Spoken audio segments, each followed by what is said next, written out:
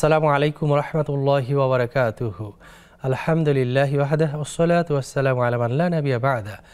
প্রিয় দর্শক, শুরু হলো আপনাদের প্রিয় অনুষ্ঠান নেক্সাস টেলিভিশনের ইসলামী প্রস্তুতিমূলক লাইভ অনুষ্ঠান বেকম্যাচ বিস্কিটস নিবেদিত ইসলামী জীবন বিধান। আপনাদের সঙ্গে আছি আমি সৈয়দ আল জাবের। আপনাদের জিজ্ঞাসিত প্রশ্নের উত্তর দেওয়ার জন্য আমাদের সঙ্গে আছেন বিশিষ্ট আলমদিন শাইখ ডক্টর আব্দুল কাদির, অধ্যাপক আরবি বিভাগ, ঢাকা বিশ্ববিদ্যালয়। আসসালামু আলাইকুম ওয়া রাহমাতুল্লাহি ওয়া বারাকাতুহু। শাইখ কেমন আছেন? আলহামদুলিল্লাহ, আপনি কেমন আছেন? আলহামদুলিল্লাহ, আমি ভালো আছি। আপনাকে স্বাগত জানাচ্ছি আমাদের আজকের ইসলামী জীবন বিধান অনুষ্ঠানে।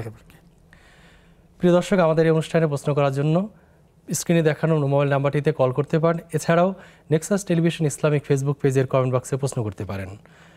সেখানে আমরা অনুষ্ঠান শুরু করছি। আমাদের আজকে যে নির্ধারিত বিষয় রয়েছে সেটি দিয়ে শুরু করতে চাই। সেটি হলো যে আপনি জানেন যে জাকাত ইসলামের 5টি স্তম্ভের একটি স্তম্ভ এবং জাকাত একটি ফরজ বিধান এবং এটি একটি অর্থনৈতিক ইবাদত। আমরা সেই জাকাত নিয়ে আজকে আপনার সঙ্গে আলোচনা করতে চাই। সেটি হলো যে জাকাতের সঠিক হিসাব এবং বন্টন পদ্ধতি সম্পর্কে কোরআন সুন্নাহ আলোকে জানতে চাচ্ছি। ধন্যবাদ বিজ্ঞ উপস্থাপক, চমৎকার বিষয়। যদি আমরা জাকাত নিয়ে সবসময় একটু আলোচনাটা বেশি করে থাকি রমজান মাসে, জি, এবং আমরা মনে করি যে রমজান মাসে জাকাত দিলে সওয়াব বেশি, এতে সন্দেহের অবকাশ নেই। কারণ মাহে রমাদানতে আল্লাহ তাআলা স্পেশালি কিছু গিফট দিয়েছেন এবং প্রণোদনা আছে। সেই প্রণোদনার মধ্যে আল্লাহ তাআলা একদিকে নেক কাজ করলে 10 গুণ দেন, মান জাআ বিল হাসানাতি ফালাহু আশরু আমসারিহা, এটা আল্লাহর সাধারণ নিজাম। কিন্তু মাহে রমাদানে আল্লাহ তাআলা এটাকে আরও অনেক গুণ 700 গুণ পর্যন্ত বাড়িয়ে দেন। ইউদাইফুল হাসানাত বিআশরি আমসারিহা ইলা সাবমিয়াতি দুফিন, বলছেন যে 10 থেকে 700 গুণ পর্যন্ত বাড়িয়ে দেন। এই জন্য মুসলমানরা মাহে রমাদানই বেশিরভাগ জাকাতের এই বিধান পালন করে থাকে এবং জাকাত দিয়ে থাকে, এবং অধিকাংশকে দেখবেন যে তারা রমজান মাসেই কিন্তু জাকাতের হিসাবটা করে। তবে জাকাত সারা বছর দেওয়া যায়, এমন একটা ইবাদত যে সারা বছর দেওয়া যায়। আপনি শুধু রমজানের জন্য অপেক্ষা করলেন, কিন্তু আপনার পরিবারের মধ্যে একজন দরিদ্র ব্যক্তি, নিঃস্ব, সহায়, অসহায়, এই মানুষটা যদি তার মাহে রমাদানের আগে কোনো এক সময় কোনো কঠিন অবস্থার মধ্যে পড়ে, সন্তানের বিয়ে অথবা চিকিৎসা খাতে তার প্রয়োজন, তার অপারেশন হবে, এই সমস্ত খাতে যদি তার প্রয়োজন হয়, আমরা কিন্তু জাকাতের অর্থ থেকে তখনও তাকে দান করতে পারি। তো যাই হোক, মূল বিষয়টা হলো জাকাত একটা মৌলিক ইবাদত এবং অন্যান্য স্তম্ভগুলোর মতো একটা বুনিয়াদি স্তম্ভ হলো জাকাত। এই জন্য কোরআনুল কারিমে আল্লাহ তাআলা এটাকে খুব বেশি গুরুত্ব দিয়েছেন, এবং যতগুলো জায়গাতে আমরা প্রায় 80টি জায়গার মতো অ্যাড্রেস করেছি যেখানে আল্লাহ তাআলা কোরআনুল কারিমের মধ্যে জাকাতের প্রসঙ্গে এনেছেন এবং নামাজ প্রতিষ্ঠার সাথে সাথে জাকাত আদায়ের কথাটা বলেছেন। আকিমুস সালাত ওয়া আতুজ যাকাত ওয়া মা তুকদ্দিমু লিআনফুসিকুম মিন খাইরিন তাজিদুহু ইনদাল্লাহ। আল্লাহ স্পষ্ট বলেছেন যে তুমি যদি তোমার পক্ষ থেকে কল্যাণের জন্য কোনো কিছু অগ্রগামী করো, তো তাজিদুহু ইনদাল্লাহ, তুমি সেটা তোমার রবের কাছে পেয়ে যাবে। তো সেই কারণেই আমরা চেষ্টা করি যে দুনিয়ার জীবনে অগ্রগামী করার জন্য কল্যাণের কাজগুলোকে, তোর মধ্যে একটা হলো এই সাদাকা বা জাকাত। তো আল্লাহ তাআলা জাকাতের মধ্য দিয়ে সম্পদকে পবিত্র করেন, অন্তরকে পরিচ্ছন্ন করেন, এমনটি কোরআনুল কারিমে দেখা যায়। আল্লাহ তাআলা বলছেন, খুদ মিন আমওয়ালিহিম সাদাকাতান তুতাহিরুহুম ওয়া তুযাক্কিহিম বিহা। আল্লাহ বলছেন যে তোমরা ধনীদের কাছ থেকে সম্পদ গ্রহণ করো এবং এর মধ্য দিয়ে, আদায়ের মধ্য দিয়ে তাদের অন্তরকে পরিচ্ছন্ন করো এবং তাদের মালগুলোকে পরিশুদ্ধ করো। তো এই কারণে আমরা বুঝি যে মানুষের যত সম্পদ হবে, এই সম্পদকে পরিচ্ছন্ন, পরিশুদ্ধ এবং অন্তরাত্মাকে পবিত্র করার জন্য জাকাত প্রথা অত্যন্ত প্রয়োজন। তো প্রত্যেকটি বিধানেই কিন্তু আল্লাহ তাআলা দিয়েছেন, এটার একটা গুড ইম্প্যাক্ট আছে। সেই গুড ইম্প্যাক্টের মধ্যে আপনি দেখেন সমাজ ব্যবস্থার মধ্যে ধনী দরিদ্র সকলেই আছে, কিন্তু আল্লাহ তাআলা মানব কল্যাণের জন্য একটা খাত রেখে দিয়েছেন। প্রতিটি জাতির মধ্যেই, যত জাতিগোষ্ঠীর মধ্যেই আল্লাহ তাআলা দুটো জিনিস দিয়েছেন, তার মধ্যে একটা অন্যতম হলো মানব কল্যাণ সাধন করা, ইবাদতের সাথে সাথে মানুষের কল্যাণের কাজ করা। যেমনটি আমরা দেখছি, কুনতুম খায়রা উম্মাতিন উখরিজাত লিন-নাস, তোমরা এই শ্রেষ্ঠতম জাতি, তোমাদের সৃষ্টি করা হয়েছে মানবতার কল্যাণের জন্য।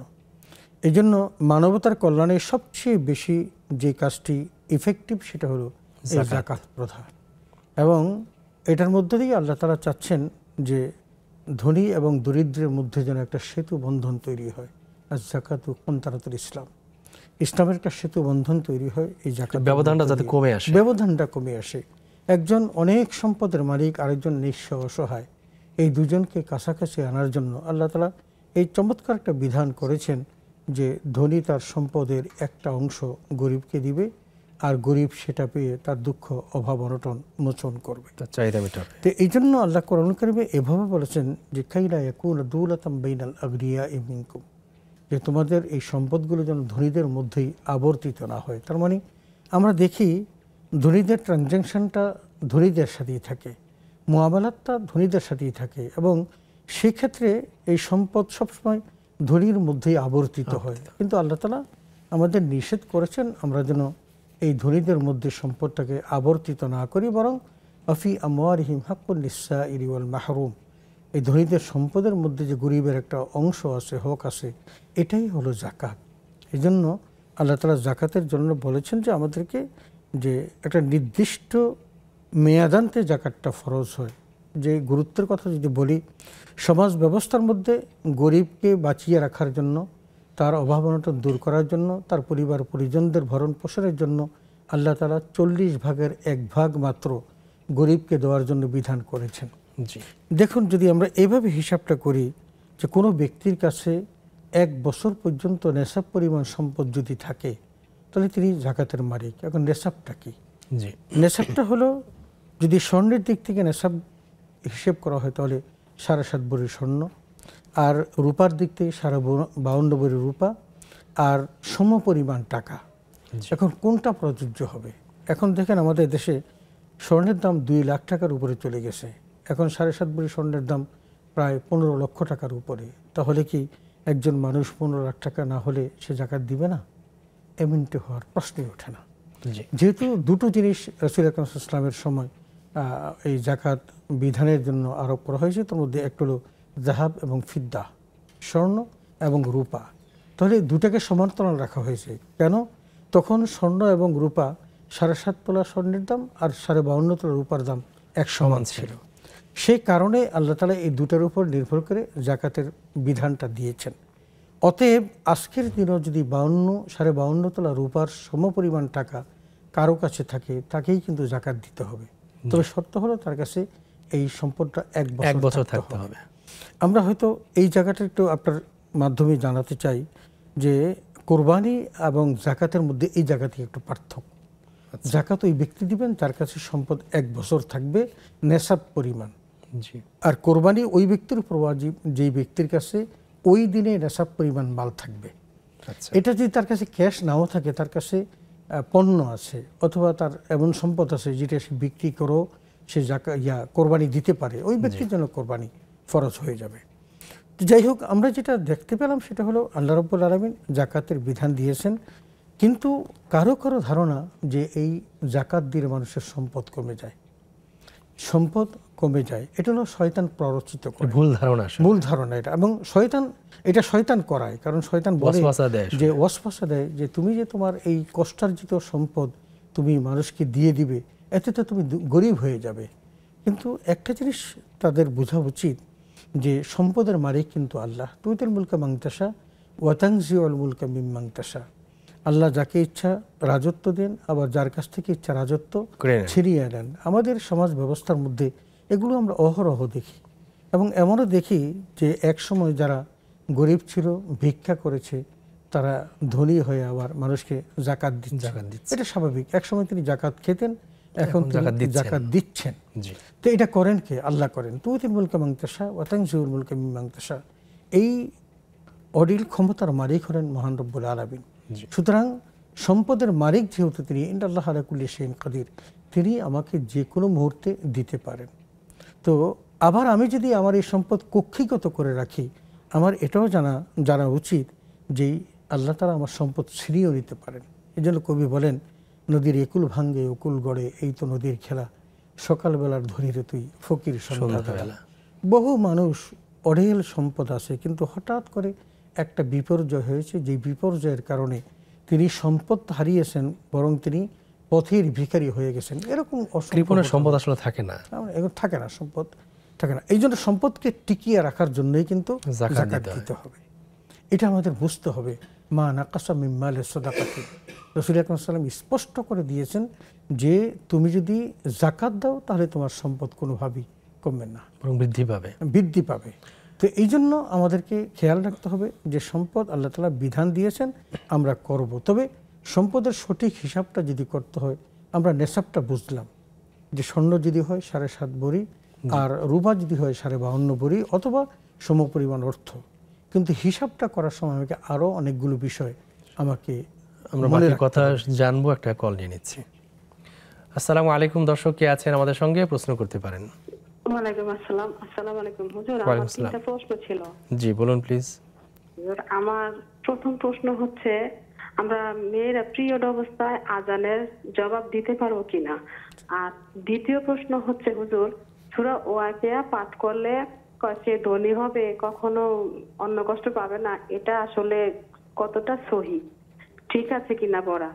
আর 3 নম্বর প্রশ্ন হচ্ছে হুজুর, একটা দুর্ঘটনা অ্যাক্সিডেন্টে আমার স্বামী হঠাৎ করে মারা যায়, কিন্তু স্বামী স্ত্রীর তো অনেক দায় দাবি থাকে, আমি আমার স্বামীর কাছে ক্ষমা চাইতে পারি নাই, ওনার কাছে কোনো আমি দাবি মুক্ত হতে পারি নাই, কিন্তু আমি তো ওনাকে ক্ষমা করে দিছি।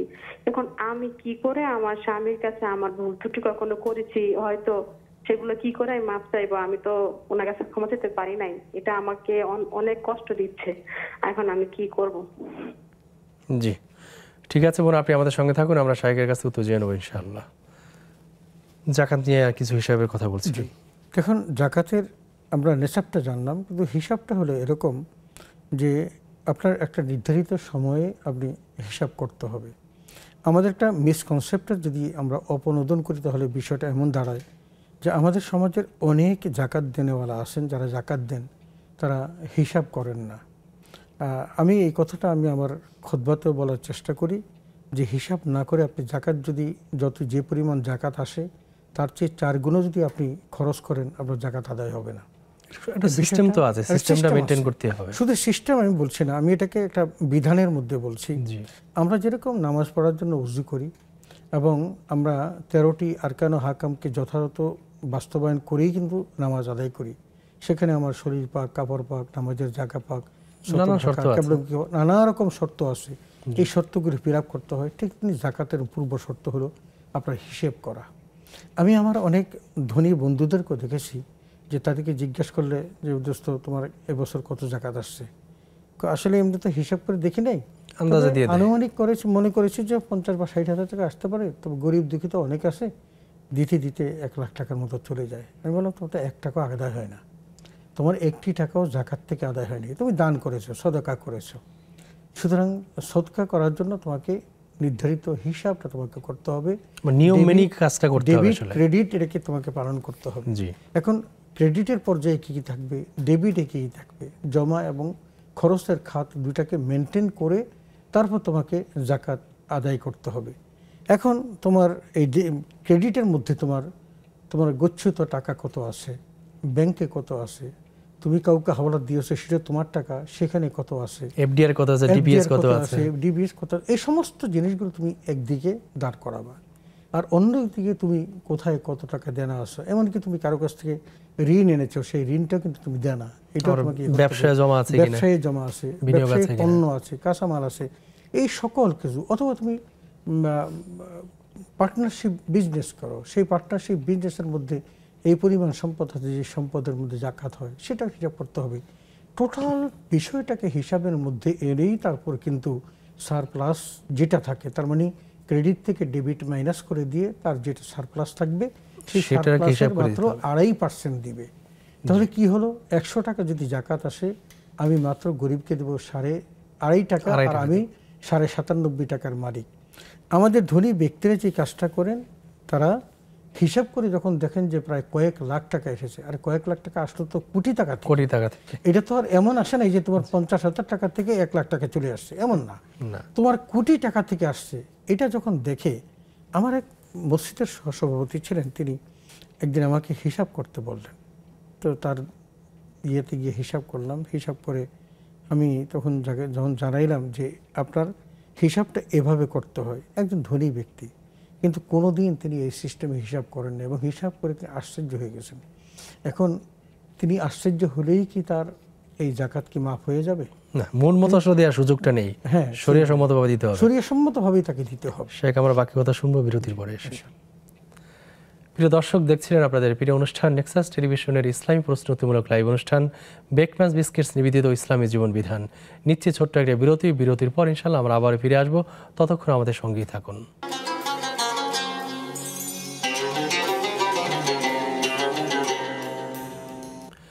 আসসালামু আলাইকুম দর্শক, বিরতির পর আমরা আবার ফিরে এসেছি আপনাদের প্রিয় অনুষ্ঠান নেক্সাস টেলিভিশনের ইসলামী প্রস্তুতিমূলক লাইভ অনুষ্ঠান বেকম্যান্স বিস্কিটস নিবেদিত ইসলামী জীবন বিধানে।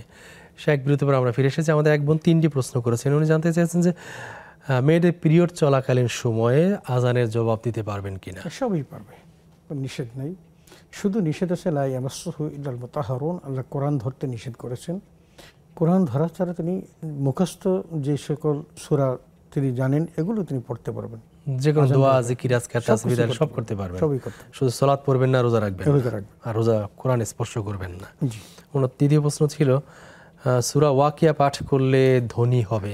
আচ্ছা, সূরা ওয়াকিয়া পাঠ করার বিষয়ে তাফসীরে মারিফুল কোরআনের মধ্যে আছে যে এক সাহাবী তিনি যখন মৃত্যু সজ্জায় তখন বাদশার পক্ষ থেকে তাকে কিছু হাদিয়া পাঠানো হলো, তিনি এটা গ্রহণ করতে চাইলেন না। বললেন যে আপনি এগুলো রেখে দিন, আপনার মেয়েদের জন্য কাজে আসবে। তখন তিনি বলেছিলেন যে আমি আমার কন্যাদেরকে আমি সূরা ওয়াকিয়া শিখিয়েছি। আচ্ছা, তারা যদি সূরা ওয়াকিয়া তেলাওয়াত করে ইনশাল্লাহ দারিদ্র্যতে ঘুষে যাবে। তো সেই হাদিস থেকে আমি অবশ্যই এই বিষয়টা বুঝতে পারি যে নিশ্চয়ই আল্লাহ রাব্বুল আলামিন এই সূরার মধ্যে অনেকেই কিন্তু এশার পরে তথা নামাজের ঘুমানোর পূর্বে সূরা ওয়াকিয়া তেলাওয়াত করেন। তবে তেলাওয়াতটা করতে হবে সওয়াবের উদ্দেশ্যে, ধনী হওয়ার উদ্দেশ্য নয়। আমরা যদি ধরেন দক্ষিণমুখী বাড়ি করলাম, কিসের জন্য? আজানের ধ্বনি আসবে, আমি নামাজ পড়ব, এই সুন্দর নিয়তটা করলে আমার বাতাস কিন্তু বন্ধ থাকবে না। আমার বাতাস ঠিকই চালু হবে, তাতে আমি সওয়াবও পেলাম, বাতাসও পেলাম। শুধু ধনী হওয়ার আশা করে যদি আমি পড়ি তাহলে আমার সওয়াবের মধ্যে ব্যত্যয় ঘটবে। অতএব আমরা কোরআন তেলাওয়াত করব সওয়াবের আশায়, আর সেখানে আল্লাহ রাব্বুল আলামিন যদি সূরার উসিলায় আমাকে ধনী করেন, ওটা খারাপ কিছু নেই, ভালো। জি, আমল তো ভালো। জি। আসসালামু আলাইকুম দর্শক, কে আছেন আমাদের সঙ্গে প্রশ্ন করতে পারেন। জি দর্শক, জি হুজুর, আমার 3টা প্রশ্ন ছিল। জি জি বলুন প্লিজ। আমার একটা প্রশ্ন হলো যে আমার হাজবেন্ড মারা গেছেন কিছুদিন হয়েছে, কিন্তু মানে তার সঙ্গে আশেপাশে যাদের সঙ্গে তার যাওয়া আসা ছিল, আমাদেরও যাওয়া আসা ছিল, তারা মাঝে মাঝেই তাকে স্বপ্নে দেখেন, অন্য কেউ দেখে। কিন্তু আমি এত আল্লাহর কাছে চাই যে আমি একটু দেখবো, আমাকে একটু দেখান, কিন্তু আমি দেখি না। এটা কি আমার জানতে চাই যে এটা কি আমার কোনো তার কাছে করা কোনো অন্যায় বা ভুল ত্রুটির কারণে এটা হচ্ছে নাকি অন্য কিছু? আর দ্বিতীয় প্রশ্ন হলো যে আমি আল্লাহর কাছে সবসময় নামাজে দিয়েও কাছাকাছি করি যে আমাকে তুমি আমার মৃত্যুর পরও যেমন দুনিয়াতে রেখেছি একসাথে করে, আমরা কোনোদিন কেউ কাউকে ছেড়ে কোথাও যাই নাই, তবে ওর দিকেও আমি চাই যে আমাকে তার কাছেই রেখে দিও। এটা চাওয়াটা কি আমার ভুল হবে? আর তৃতীয় প্রশ্ন হলো যে হুজুর আমি অন্যান্য দোয়া তো সবই করি, যতটুকু চেষ্টা করি, কিন্তু আমি বেশি করি সুবহান আল্লাহ হামদি, ওইটা তো এটাতে কি আল্লাহ আমাকে ক্ষমা করবেন? এই আসসালামু আলাইকুম। জি, আমাদের বোনের আরেকটি প্রশ্ন ছিল যে স্বামী মারা গিয়েছে, হঠাৎ করে দুর্ঘটনা মারা গিয়েছে, তিনি স্বামীর কাছে ক্ষমা চেতে পারেননি, তিনি স্বামীকে ক্ষমা করে দিয়েছেন, এখন ক্ষমা চাওয়ার কি উপায় আছে? আসলে কাউকে যদি কোনো কষ্ট দেওয়া হয়, আঘাত দেওয়া হয়, সেটা হলো হক্কুল ইবাদ নষ্ট করা। আমাদের প্রথম মনে রাখতে হবে আমি অন্যায়ভাবে কাউকে গালিও দিতে পারি না, কাউকে কষ্ট দিতে পারি না। কাউকে কষ্ট দেওয়াটা এটা অনেক বড় ধরনের অপরাধ, এবং এটা যদি তিনি ক্ষমা করে যান তাহলেই উত্তম। আমরা জানি না ওনার কোনো অপরাধ এরকম আছে কিনা, যদি তিনি অনুশোচনা করেন নিশ্চয়ই কোনো অপরাধ থাকতে পারে। তবে মাফ চাওয়ার যে সময়টা ছিল সেটা অতিক্রান্ত হয়ে গেছে। এখন তার জন্য শুধু কাজ হলো তার স্বামীর জন্য দোয়া করা। তিনি দোয়া করবেন, এবং তিনি যদি তার স্বামীর জন্য দোয়া করেন, আমরা মাইয়েতরা রাসূল আকরাম সাল্লাল্লাহু আলাইহি ওয়াসাল্লামের একখানা হাদিস হলো, কবরের মধ্যে যখন থাকেন তখন তার আত্মীয় স্বজনরা তার জন্য যে দোয়া করে, আল্লাহ তাআলা তার সেই সওয়াবটাকে পাহাড় পরিমাণ বড় করে তার সামনে উপস্থাপন করে। হাদিসের ভাষায় যে ওই ব্যক্তিটি দুনিয়াতে তাকে পাহাড় পরিমাণ স্বর্ণ দিল, যতটুকু না খুশি হতো তার চেয়ে বেশি খুশি হবেন যখন তার আত্মীয়রা তার জন্য সোয়াব রেসানি করে। তা আমার বিশ্বাস যদি উনি তার স্বামীর জন্য এভাবে সোয়াব পাঠান এবং তিনি তো সব পাবেন, এই পেরেই তার এই কষ্ট মোচন হবে এবং তার আমার মনে হয় তার এই দুঃখ বেদনা অনেকটা দূর হয়ে যেতে পারে ইনশাআল্লাহ।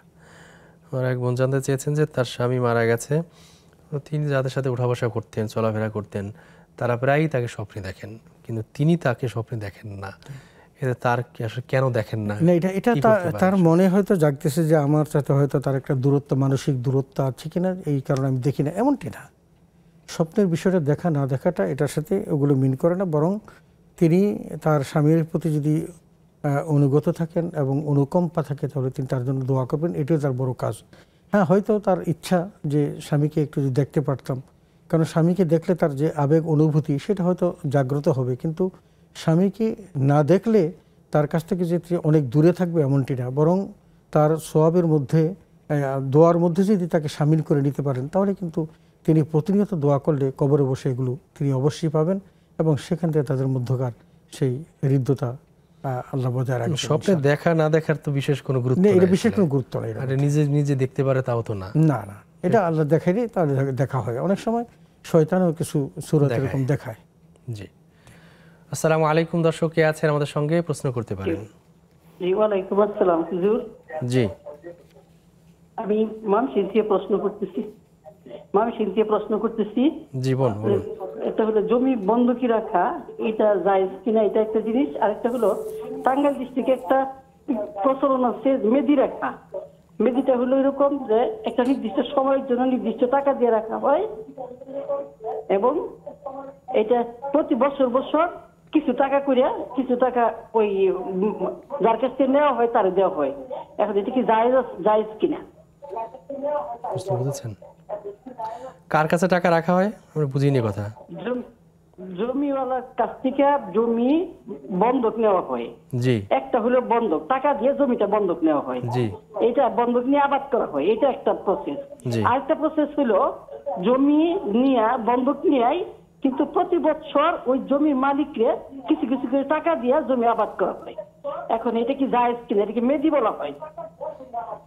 আচ্ছা আচ্ছা, ঠিক আছে বোন, আপনি আমাদের সঙ্গে থাকুন, আমরা শাইখের কাছে উত্তর জেনে নেব ইনশাআল্লাহ। জি। উনি আরেকটা প্রশ্ন করেছেন যে উনি দোয়া পড়েন সুবহানাল্লাহি ওয়া বিহামদিহি, এটা বেশি বেশি পড়েন, অনেক দোয়াই করেন, এতে তার গুনাহ মাফ হবে কিনা? এটা অনেক ভালো একটি সব মুসলিম শরীফের হাদিস জানা আছে যে সুবহানাল্লাহি ওয়া বিহামদিহি, যেমন বুখারী শরীফের সর্বশেষ হাদিসের মধ্যে এটা আছে যে আমলের দিক থেকে অত্যন্ত ভারী, কিন্তু জবানে আলোচনা করতে বলতে খুব সহজ, সেটা সুবহানাল্লাহি ওয়া বিহামদিহি সুবহানাল্লাহিল আযীম। এটা অত্যন্ত গুরুত্বপূর্ণ একটি আমল এবং এটা যদি করা হয় তাহলে আল্লাহ তাআলা তার জীবনের গুনাহগুলো মাফ করে দেন। আমাদের যদি সওয়াব দিয়ে যদি আমরা আমাদের আমলের পাল্লাকে ভারী করতে চাই তাহলে এর চেয়ে বিকল্প বা ভালো কোনো আমল হতে পারে না। অতএব সুবহানাল্লাহি ওয়া বিহামদিহি অত্যন্ত চমৎকার একটি আমল, এটা সকলে করা উচিত।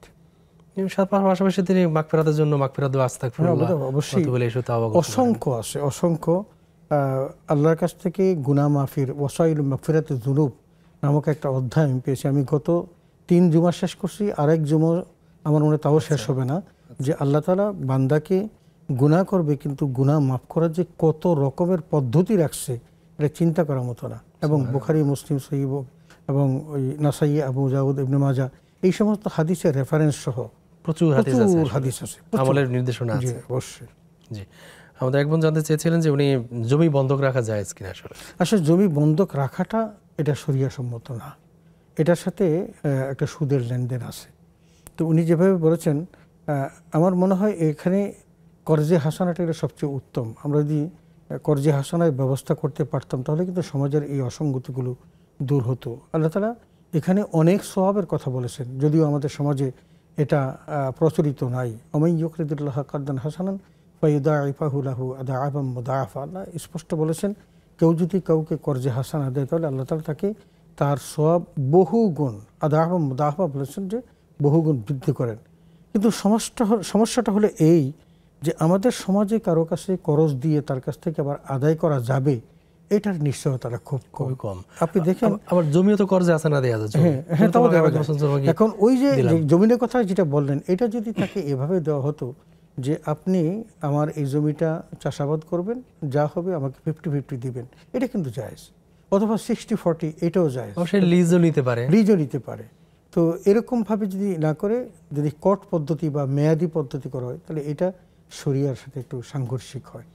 উনি একটু ওটা তো সুদ হয়ে যাবে আপনি বললেন। উনি জানতে চাইছেন যে ওই যে জমিটা বন্ধক নিয়েছে, মূল যে মালিক তারপর কিছু কিছু টাকা দেয়, পুরোটা যে দিয়ে দেয় তাই না। আমাদের সমাজ আছে কি, হয়তো 1 লাখ টাকা নিয়েছে, দেওয়ার সময় ফেরতের 500 টাকা একটু কম রাখলো, গ্রহীতাকে দিয়ে দিলে।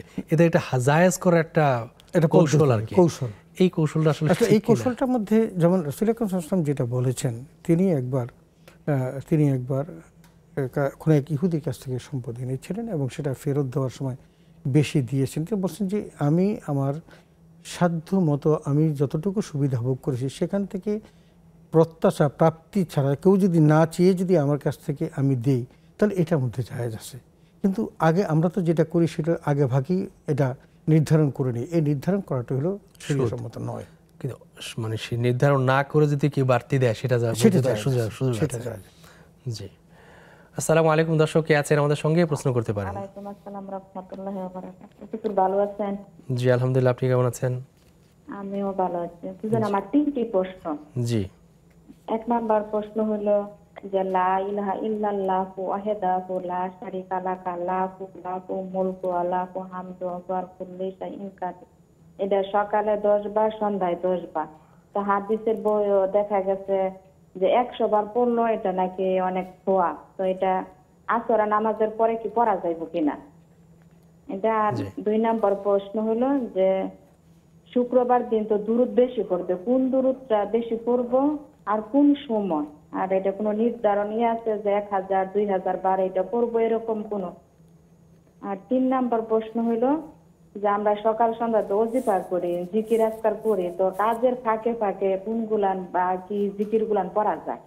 যে রান্না করতেছি বা ঘর ঝাড়ু দিতেছি এরকম ইয়ার মধ্যে কি জিকির করতে পারবো? কোনগুলান বেশি পড়া যাবে এগুলো? জীবন ঠিক আছে, আপনি আমাদের সঙ্গে থাকুন, আমরা বিরতির পর ফিরে এসে উত্তর দেবো ইনশাআল্লাহ। প্রিয় দর্শক, দেখছেন আপনাদের প্রিয় অনুষ্ঠান নেক্সাস টেলিভিশনের ইসলামী প্রশ্নোত্তরমূলক লাইভ অনুষ্ঠান বেকম্যান্স বিস্কিটস নিবেদিত ইসলামী জীবন বিধান। নিশ্চিত ছোট্ট আরেকটি বিরতির পর ইনশাআল্লাহ আমরা আবার ফিরে আসবো। ততক্ষণ আমাদের সঙ্গেই থাকুন।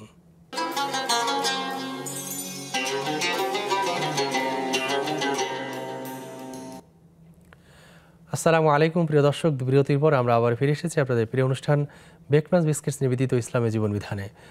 সেখানে আমরা বিরতির পর ফিরে এসেছি। আমাদের এক বোন 3টি প্রশ্ন করেছেন, জানতে চেয়েছেন যে লা ইলাহা ইল্লাল্লাহু ওয়াহদাহু লা শারীকা লাহু লাহুল মুলকু ওয়া লাহুল হামদু ওয়া হুয়া আলা কুল্লি শাইইন কাদির, এটি কতবার পড়তে হয়, এর ফজিলত কি আছে, কিভাবে পড়তে হয়? আসলে এটা অত্যন্ত একটা ফজিলতপূর্ণ একটা দোয়া।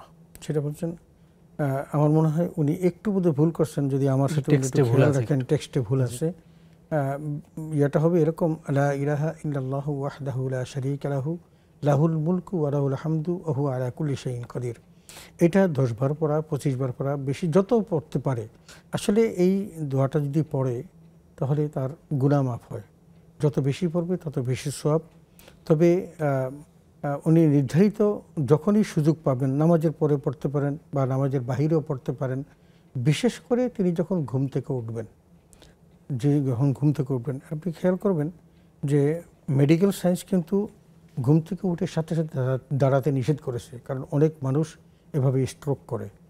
এখানে কিন্তু সায়েন্টিফিক এই জায়গাটাতে রাসূলুল্লাহ সাল্লাল্লাহু আলাইহি ওয়াসাল্লাম একটা সুন্নাহ আপনি প্রয়োগ করতে পারেন। যেমন রাসূলুল্লাহ সাল্লাল্লাহু আলাইহি ওয়াসাল্লাম বলেছেন যে ঘুম থেকে উঠে তুমি এই দোয়াটা পড়ো, লা ইলাহা ইল্লাল্লাহু ওয়াহদাহু লা শারীকা লাহু লাহুল মুলকু ওয়া লাহুল হামদু ওয়া হুয়া আলা কুল্লি শাইইন কাদির। এই দোয়াটা যদি পড়া হয় তাহলে তার গুনাহ মাফ হবে। এখন তাতে কি হলো, দুটো লাভ হলো। আপনি বসে সঠিকভাবে বসে যদি এটা পড়তে কিন্তু প্রায় 1 মিনিটের মতো সময় লাগবে।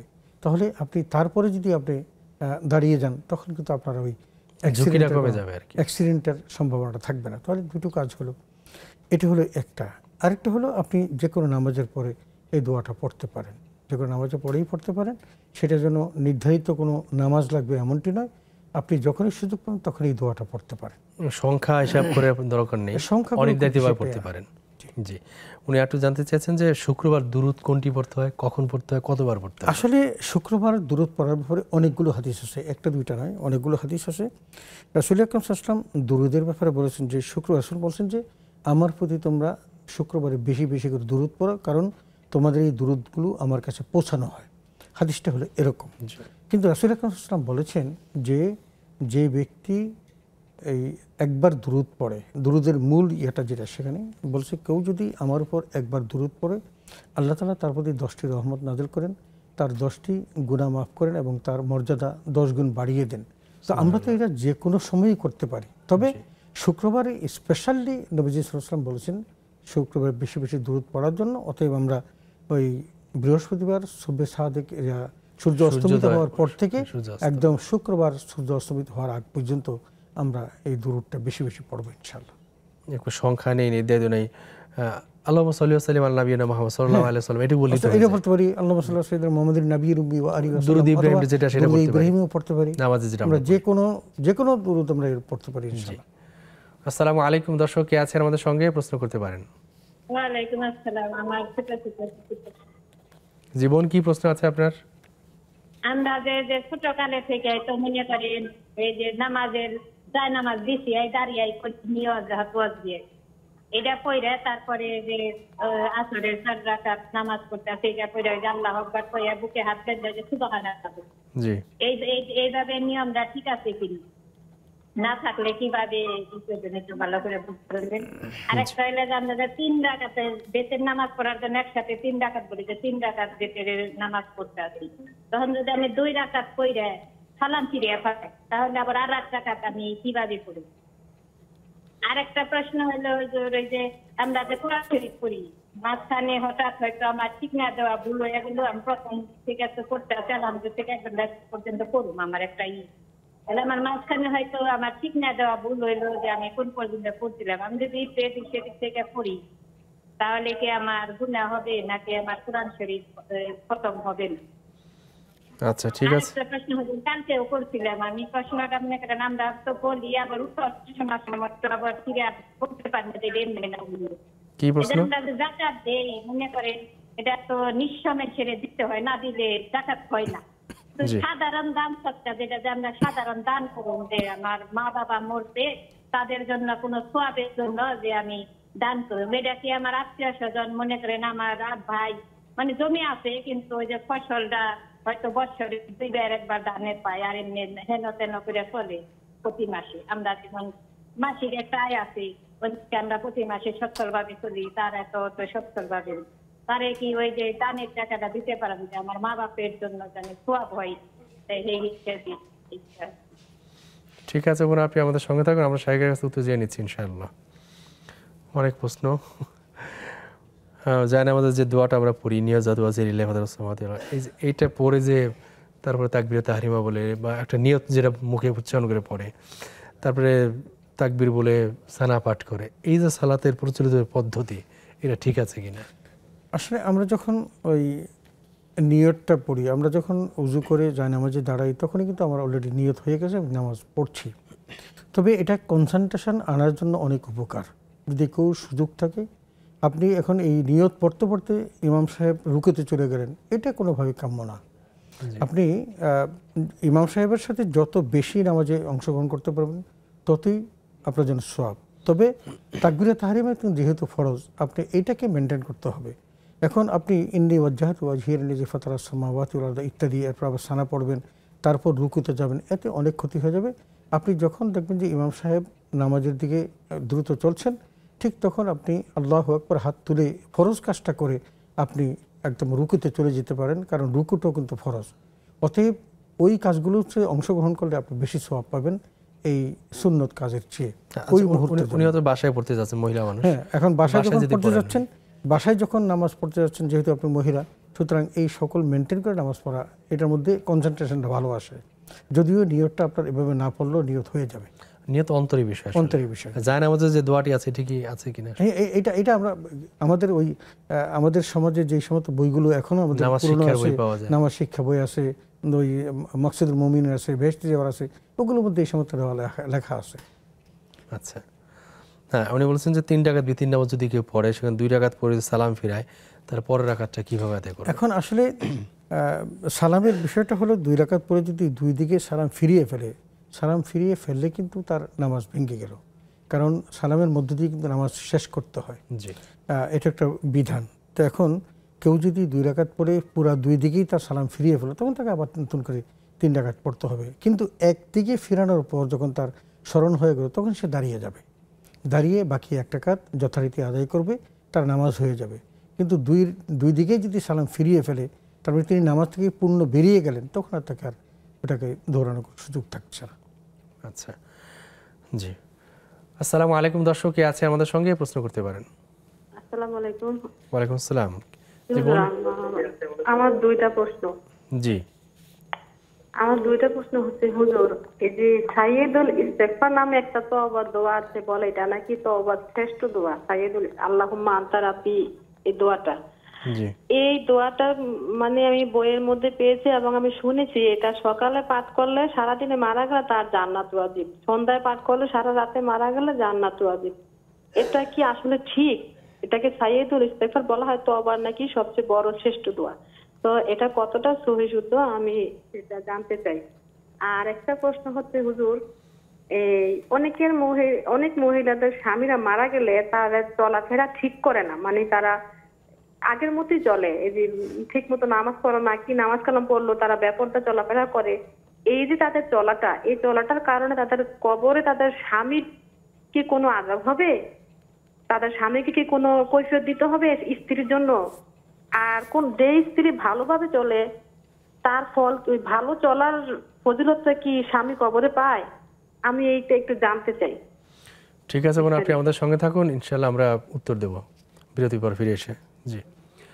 প্রিয় দর্শক, দেখছিলেন আপনাদের প্রিয় অনুষ্ঠান নেক্সাস টেলিভিশনের ইসলামী প্রশ্নোত্তরমূলক লাইভ অনুষ্ঠান বেকম্যান বিস্কিটস নিবেদিত ইসলামী জীবন বিধান। নিচ্ছি ছোট্ট আরেকটি বিরতির পর ইনশাআল্লাহ আমরা আবার ফিরে আসবো, ততক্ষণ আমাদের সঙ্গেই থাকুন।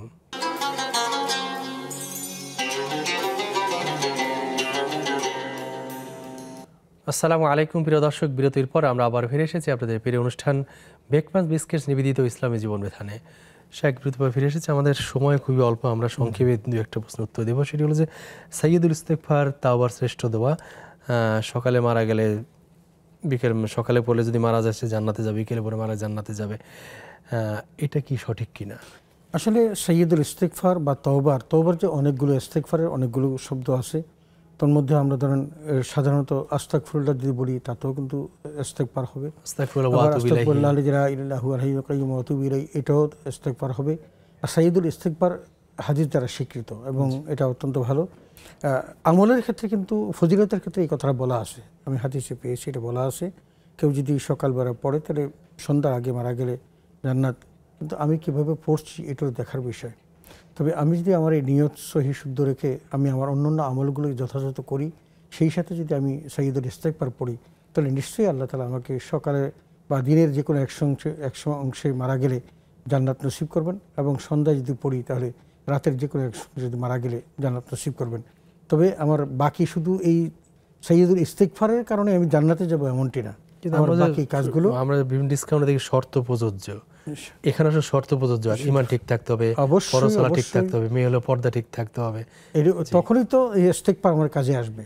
এই জন্য আল্লাহ তাআলা কিন্তু ওই তাওবাতুন নাসুহার মধ্যে কিন্তু ঈমানদারদেরকে লক্ষ্য করেছেন, তুবু ইলাল্লাহি তাওবাতান নাসুহা।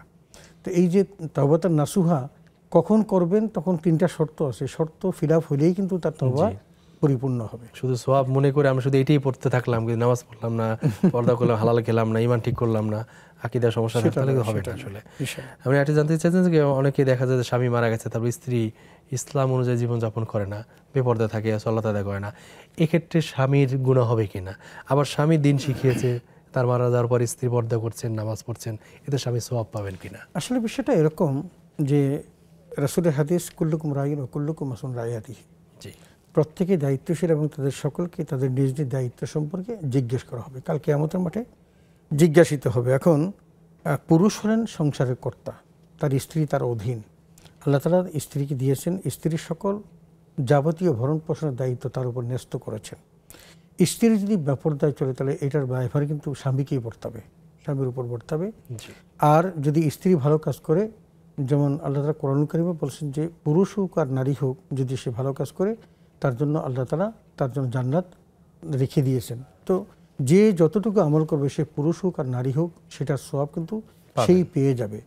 এখন স্বামী হিসেবে ওই ব্যক্তিটি যদি তার স্ত্রীকে বেপরদায় রেখে গিয়ে থাকেন, যদি বা তাকে যদি সহি দিন দিন না শিক্ষা না শিখিয়ে দিয়ে থাকেন, তাহলে এটার জন্য তিনি দায়ভার, যেহেতু তার স্ত্রী ছিল, দায়ভার বহন করবে। কিন্তু মৃত্যু পরবর্তীতে তখন কিন্তু হিসাবটা একটু ব্যতিক্রম হয়ে যায়। কারণ ইদা মাতাল ইনসানু ইনকাতা আনহু আমালু ইল্লা মিন সালাস, তিনটা বিষয় ব্যতীত তার সাথে আর কোনো সংযোগ থাকে না। অতএব স্ত্রী যদি কোনো অন্যায় কাজ করে, সে অন্যায়ের ধারভার তাকে পাবে না, কিন্তু দুনিয়ার জীবনে থাকা অবস্থায় যদি তার স্ত্রী অন্যায় করেছে কিন্তু স্বামী যদি সেটার কোনো তাকে শাস্তি বা তাকে পরিশুদ্ধ করার ব্যবস্থা না করে থাকে, এটার দায়ভার কিন্তু তার উপরে স্ত্রী উচিত এখন আসলে তিনি তাওবা করে শরীয়সম্মত জীবন যাপন করা।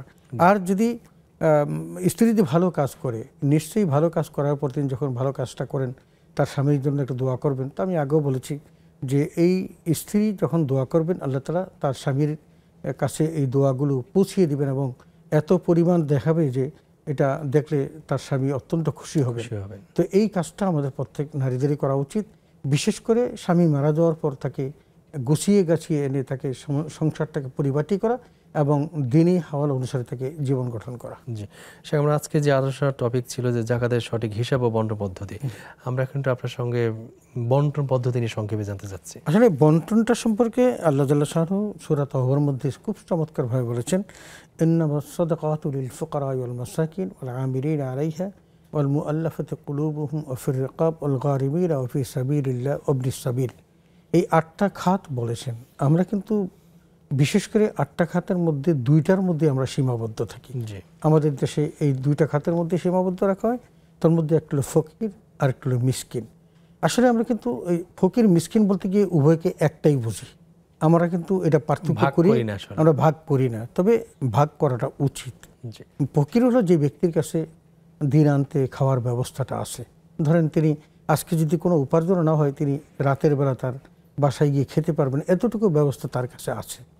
কিন্তু মিসকিন হলো ওই ব্যক্তি যে ব্যক্তি তার কাছে কিছুই নাই, কিন্তু কারো কাছে সে বলতেও পারছে না, তার কাছে যে অর্থ নাই, রাতে যে সে না খেয়ে থাকবে, সে আত্মসম্মান বোধের কারণে সে বলতেও পারছে না। আপনি দেখবেন সূরা হজের মধ্যে 37 এবং 26 নম্বর আয়াতের মধ্যে আল্লাহ তাআলা ওয়াতিমুল বা ইসাল ফকির আর বলেছেন ওয়াতিমুল কায়েমুল মুতার, 2টা শব্দ ইউজ করেছেন। এখানে আমরা যখন ভিক্ষুককে দেই তখন কিন্তু 3 ভাগ করে কোরবানির গোশতটা আমরা 3 ভাগ করে একটা ভাগ গরিবকে দেই। আমরা মনে করি বোধহয় এরাই বোধহয় সেটার হক, কিন্তু কানে ওয়াল মোতার বলতে গিয়ে যাদেরকে বুঝিয়েছেন তারা হলো এমন ব্যক্তি যারা কোরবানি দিতে পারেন নাই, কিন্তু কারো কাছে হাত পেতে কোরবানি গোশত খেতেও পারেন নাই। আপনার দায়িত্ব হলো, কোরআনুল কারীম বলেছে, ওই সমস্ত মানুষকে খুঁজে তাকে কোরবানি গোশত দেওয়া। তো আমাদের মিসকিন হলো ওই ব্যক্তি যেই ব্যক্তির কাছে পয়সাও নাই, কিন্তু তিনি কারো কাছে বলতে চাইতেও পারেন, হাত পাততে পারেন না, ইনি হলেন মিসকিন। এদেরকে জাকাত দিতে বলেছেন। আর জাকাতের বিষয়টা হলো এত সেন্সিটিভ যে আপনি যে কোনো গরিবকে জাকাত দিবেন এটা কিন্তু জায়েজ হবে না। আমি কথাটাকে জায়েজ হবে না বলে ফেললাম, এই জন্য ভাসমান ফকিরকে দিচ্ছেন। আমাদের দেশে অনেক ভাসমান ফকির আছে যারা জাকাত দেনেওয়ালা, দিতে পারে। আমি একবার পুলিশের আইজি মহোদয় ছিলেন এনামুল হক, তার সাথে একটা প্রোগ্রাম করেছিলাম। তিনি একটা ঘটনা বলেছিলেন, একবার সংক্ষেপে বলি। তিনি একটা ভিক্ষুককে টার্গেট করেছিলেন যে তার কাছে মনে হতো প্রতিদিন তার এই রাজারবাগ পুলিশ লাইনের পাশে সে দাঁড়িয়ে ভিক্ষা করতো। তিনি 2জন পুলিশকে ব্যবস্থা করেছিলেন যে তার কার্য পরিধি তুমি একটু তোমরা অবলোকন করবে, দেখবে আসলে সে নজরদারিতে রাখবে সে আসলে কি ভিক্ষুক কিনা। ওই 2টা পুলিশ যেটা আবিষ্কার করলেন যে ওই ব্যক্তির 2টো ট্রাক আছে এবং সেই ট্রাকগুলো চলে, প্রতিদিন সে অনেক টাকা পায়। তো এই ব্যক্তি তো ভিক্ষা করার মতো কোনো জ্ঞান, এটা নেচার। তারপরে আমাদের যাচাই বাছাই করে দিতে, যাচাই বাছাই না করে আমরা জাকাত দিতে পারবো না, কারণ জাকাতের যে খাত আল্লাহ তাআলা নির্ধারণ করেছেন এর বাইরে আমরা জাকাত দেওয়া যাবে না। এই জন্য জাকাত দিতে হয় প্রথম নিজের পরিবার থেকে, নিকট আত্মীয়ের মধ্যে যারা গরিব থেকে তাদেরকে দেওয়া। তবে এই কথা নয় তাকে বলতে হবে আমি তোমাকে জাকাতের টাকা দিলাম, নাউজুবিল্লাহ, এটা বলা যাবে না, এটা জরুরিও না। বরং আপনি তাকে তার প্রয়োজন অনুসারে যে কোনো ভাবেই তাকে আপনি এফোর্ট দিতে পারেন, সেটা তার চিকিৎসা কাজে অথবা তার খাওয়ার কাজে, তাকে গিফট পাঠালেন ইত্যাদি ইত্যাদি করে তাকে আপনি যেভাবে দিলেন। আমরা শেষ পর্যায়ে চলে এসেছি, আপনাকে অনেক অনেক কৃতজ্ঞতা জানাই আমাদের সময় দেওয়ার জন্য। জাযাকাল্লাহু খাইরান। ধন্যবাদ আপনাকে, ধন্যবাদ এই নেক্সাস টেলিভিশন সকল কলাকুশলীকে যারা এই সুন্দর ব্যবস্থা করে দিনই খেদমত করছেন। আল্লাহ তাদের এই খেদমতকে কবুল করুন, আমিন। প্রিয় দর্শক, দেখছেন আপনাদের প্রিয় অনুষ্ঠান নেক্সাস টেলিভিশন ইসলামী প্রস্তুত লাইভ অনুষ্ঠান ব্রেকফাস্ট বিস্কিট নিবেদিত ইসলামের জীবন বিধান। আমরা আজকের পর্ব এখানে শেষ করছি। আগামী পর্ব দেখবার আমন্ত্রণ জানিয়ে আসসালামু আলাইকুম রহমতুল্লাহি ওয়া বারাকাতুহু।